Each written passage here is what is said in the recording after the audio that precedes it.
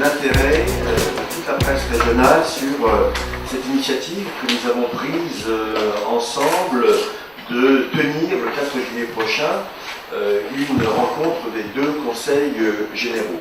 Que les deux grandes collectivités, que le premier département de France et le 6e de France, sont capables d'envisager un avenir en commun. Si on en revient à la loi de décentralisation, nous pensons pouvoir, à travers notre expérimentation, à travers nos propositions, à travers le débat qui aura lieu le 4 juillet, pouvoir influer sur la future loi de décentralisation en ce qui concerne les départements. Pouvoir dire, venez voir comment ça se passe chez nous, voyez les points sur lesquels nous avons décidé de travailler ensemble, voyez les points forts sur lesquels nous sommes incontournables, et donc par conséquent, ce sont ces points forts-là que nous voulons voir inclus dans une future loi de décentralisation. Ces deux grands départements parmi les plus grands de France doivent aujourd'hui se rapprocher pour bâtir de nouvelles politiques publiques, avec cette préoccupation qui est majeure dans une période de vache maigre. On le sait bien sur le plan des finances publiques, qui le dit, un euro utile est un euro dépensé doit être un euro utile. Notre objectif n'est pas de fusionner, mais de montrer aux nordistes, au sens le plus large du terme, que ces deux grands départements sont capables de travailler ensemble pour améliorer leur vie quotidienne.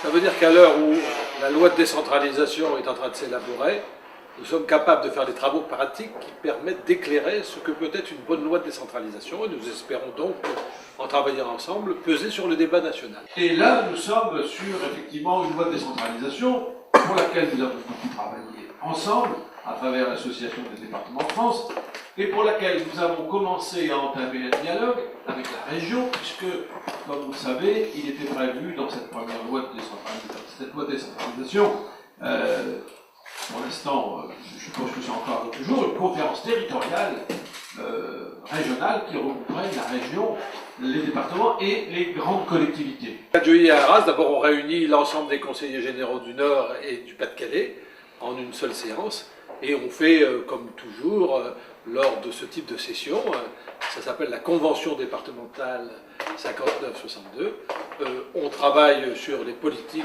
qu'on a envie de mettre en commun, on élabore des résolutions, on discute politique, comme toutes les assemblées institutionnelles, nos groupes s'expriment d'un côté et de l'autre, nos commissions auront travaillé.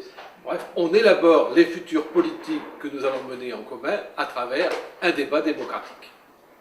Et chaque conseil général, naturellement, à partir des résolutions que nous allons adopter le 4 juillet à Arras, eh bien, délibérera dans le cadre des textes qui nous régissent pour mettre en œuvre de manière opérationnelle ces politiques communes.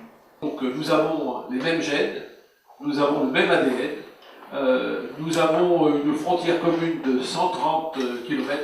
Lorsqu'on est à Bois-Plage, on est à Grand-Port-Philippe. Lorsqu'on est à Sailly-sur-la-Lys, on est à Armentières.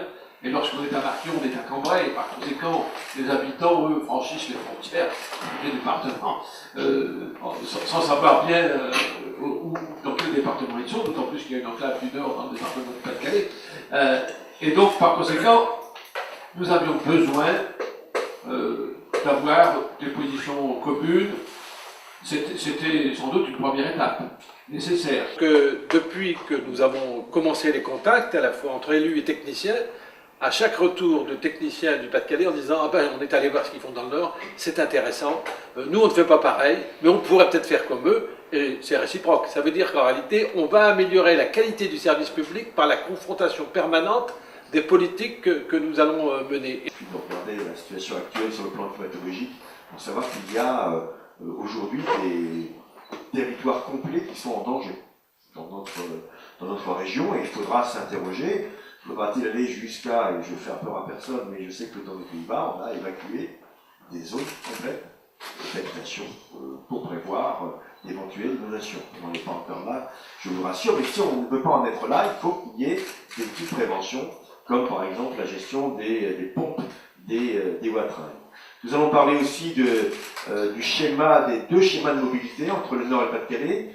Tout à l'heure, Dominique Gullet a évoqué cette frontière très artificielle et qui, pour les déplacements, peut être surmonté. Donc nous allons avoir aussi des réflexions sur le sujet. Grand sujet aussi, le bassin minier, 2 tiers dans le nord, 2 tiers dans le Pas-de-Calais, 1 tiers dans le nord.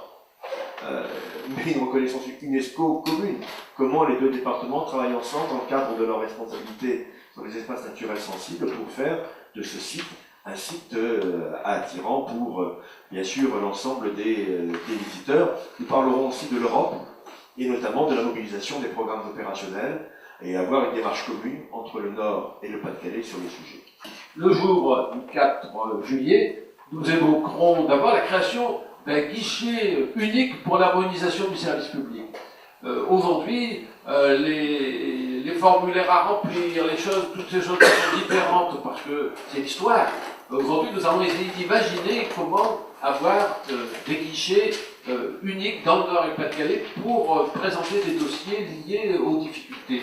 Nous avons aussi lancé cette idée d'élaborer ensemble un schéma de lutte pour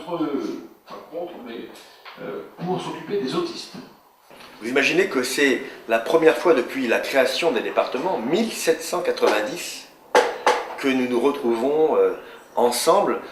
Moi, j'ai pas peur de dire que ce 4 juillet, et je crois que Dominique Pilet partage ce sentiment, c'est un moment historique que nous allons vivre ensemble, et je suis très fier, nous sommes très fiers de le porter en commun. Voilà, c'est la déclaration d'indépendance américaine et le paxage du Nord et du Pas-de-Calais.